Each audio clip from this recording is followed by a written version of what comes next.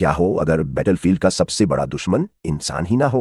Welcome back to the dark world of Berserk created by legendary Kentaro Miura, जहां हर जीत अपने साथ एक कीमत लाती है। अब इस चैप्टर की शुरुआत करते हैं। पहले इस सीन में दिखाया जाता है कि एक बच्चे के सीने में गट्स की विशाल तलवार घुस चुकी है। गट्स की नजर उस बच्चे पर जाती है। वह बच्चा सच में मर चुका है। उसे समझ नहीं आता कि उसके साथ क्या हुआ। वह गट्स की तरफ देखता है और अपने हाथ को आगे बढ़ाकर इशारा करता है। उसके मन में कुछ चल रहा है, लेकिन उसे अभी भी समझ नहीं आ रहा कि इस आदमी ने उसे क्यों मारा। उसे कुछ भी नहीं पता। वह अभी नादान है। गट्स उसके पास जाता है। गट्स देखता है कि यह उसके साथ कैसे हुआ। गट्स को लगा था कि वहां कोई सिपाही है। गट्स उस बच्चे का हाथ पकड़ता है और उसे जैसे तैसे मदद करने या बचाने की कोशिश करता है, पर वह समझ जाता है कि यह अब उसके बस से बाहर। वह सदमे में आकर उसे देखता है, आसपास लोगों को देखता है, फिर वहां से भागना ही उचित समझता है। वह हक्का बक्का है। वह देखता है कि उसके पीछे से 3 सोल्जर आ रहे हैं। वे सोल्जर दूर से चिल्लाते हैं, यहाँ क्या चल रहा है? क्या कुछ दिक्कत है हाइनेस? फिर उनकी नजर मास्टर एडोनिस पर जाती है। वह गिर पड़ा है और उस पर तलवार चल चुकी है। वे जोर से चिल्लाते हैं कि घुसपैठ हुआ है। इसी समय गट्स अपने बड़े तलवार से उनके बीच से निकलते हुए उन्हें काटता हुआ आगे बढ़ जाता है। तभी वहां एक बूढ़ा इंसान आता है और सिपाहियों से पूछता है कि यहाँ क्या चल रहा है। सिपाही कहते हैं कि एक चोर आया था, एक डाकू आया था। वो बूढ़ा आदमी सन्न रह जाता है। वह देखता है कि मास्टर एडोनिस मरे पड़े हैं। फिर वह कहता है कि मास्टर एडोनिस और भी बहुत कुछ कर सकते थे। वो अपने पिता का उत्तराधिकारी बनने वाले थे।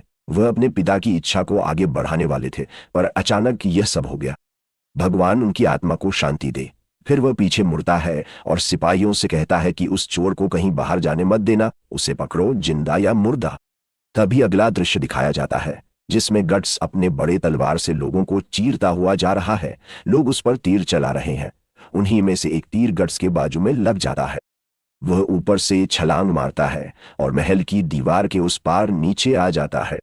नीचे वह देखता है कि एक सुरंग जैसा नाला है। वह उस नाले की खिड़की को अपने पैर से जोर से मारकर तोड़ता है और उसके अंदर घुस जाता है। जैसे ही वह अंदर घुस जाता है, उसे चक्कर आने लगते हैं। वह अपना होश खोने लगता है। अचानक उसे गैम्बिनो याद आता है। वह उसके साथ तलवार की लड़ाई कर रहा है। वह गैम्बिनो से सीखना चाहता है। गैम्बिनो के अलावा उसकी जिंदगी में कोई नहीं है जिसे वह अपना कह सके।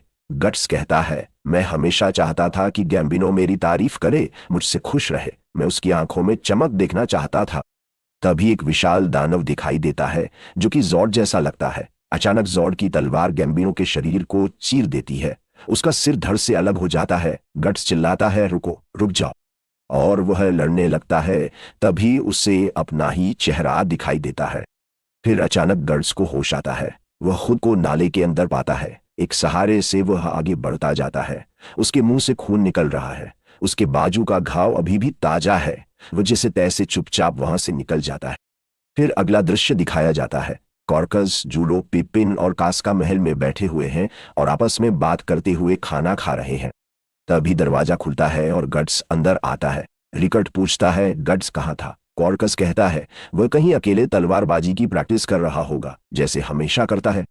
कास्का गुस्से से कहती है, वह बिना बताए चला गया। आज हमारी टीम की प्रैक्टिस थी, वह भी नहीं हुई। तभी गट्स को बहुत थका हुआ दिखाया जाता है। वह पूरी तरह से टूट चुका है।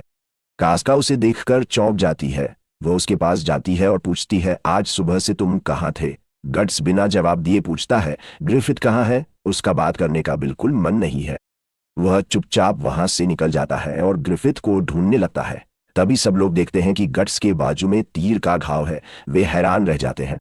गट्स सीढ़ियों से ऊपर बढ़ता है और वहां वह देखता है ग्रिफिथ शार्लोट के साथ खड़ा है और उससे बात कर रहा है।